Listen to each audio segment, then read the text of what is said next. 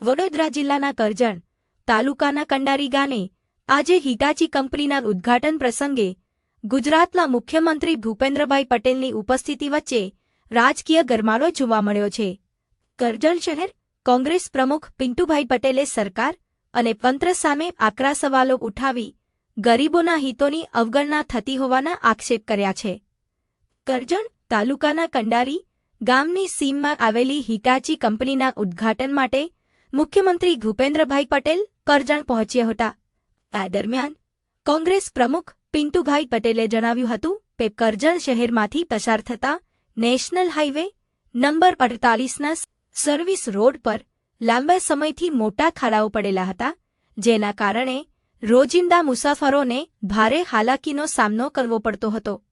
તેમણે આક્ષેપ કર્યો કે વારંવાર તંત્ર સમક્ષ રજૂઆતો કરવા છતાં કોઈ કાર્યવાહી કરવામાં આવી નહોતી, પરંતુ મુખ્યમંત્રીના આગમન પૂર્વે રાતોરાત રસ્તાઓના ખાડાઓ પૂરવામાં આવતા તંત્રની કામગીરી સામે અનેક પ્રશ્નો ઊભા થયા છે।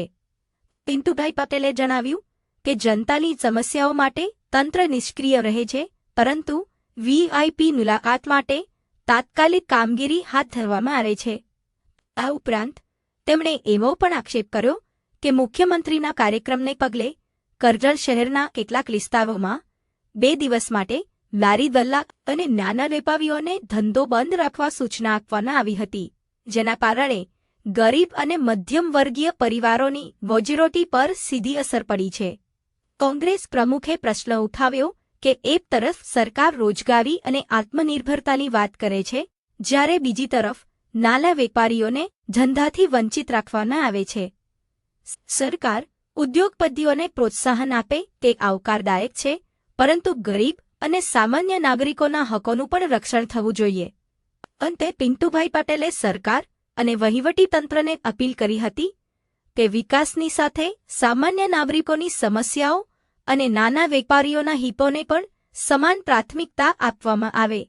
આજરોજ કરજણ ખાતે માનનીય મુખ્યમંત્રી ગુજરાત રાજ્યના ભૂપેન્દ્ર દાદા આવ્યા હતા, ત્યારે ખૂબ આનંદની લાગણી એટલા માટે થઈ કે જે અમારે ખાડા પૂજન કરીને, વિરોધ પક્ષ દ્વારા ખાડા પૂજન કરીને સુવિધા માટે જે રાહદારીઓની સુવિધા છે એ સુવિધા માટે અવારનવાર તંત્રને જગાડવું પડતું હતું, ત્યારે દાદા આવવાના હોવાથી રાતોરાત એ રોડ રસ્તા ઠીક થઈ ગયા છે। અવારનવાર જે બીજી જે સુવિધા હતી એ પણ મળી છે। ત્યારે અમે દાદાને રજૂઆત કરીએ છીએ કે અવારનવાર મહિનામાં એકવાર પણ કરજણની મુલાકાત કરે, જેનાથી આ જે અમને તકલીફ પડી રહી છે એ તકલીફનો અભાવ ન પડે।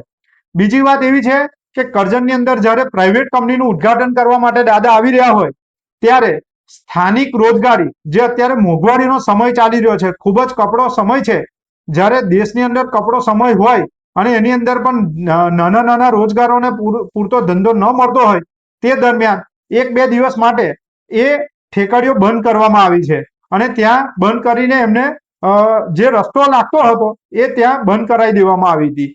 તો હું કહેવા માંગુ છું કે જ્યારે પ્રાઇવેટ કંપનીનું ઉદ્ઘાટન કરવા માટે રોજગારી, એ પોતાની રોજગારી માટે જ્યારે એ ધંધો ચાલુ કરી રહ્યા હોય ત્યારે એમનું બંધ કરવાનું આ તંત્ર દ્વારા જે કરવામાં આવ્યું છે એ સખત શબ્દોમાં અમે વખોડીએ છીએ અને એ ક્યારેય ચલાવી લેવામાં ના આવે। એટલા માટે સ્થાનિક રોજગારી જે છે એમને મળતી રહેવી જોઈએ। જ્યારે આટલું મોટું પ્રોડક્શન અહીંયા આવતું હોય ને એમની રોજગારીની વાત થતી હોય તો નાના ઉદ્યોગોને પણ રોજગારી મળી રહેવી જોઈએ। એટલા માટે અમારી રજૂઆત છે વિરોધ પક્ષ તરીકે કે આવું ફરીવાર ન થાય અને દાદા આવવાના હોય ત્યારે જેવી સુવિધા મળે છે એવી સુવિધા રાહદારીઓને મળતી રહે, એ માટે અમે અપીલ કરીએ છીએ।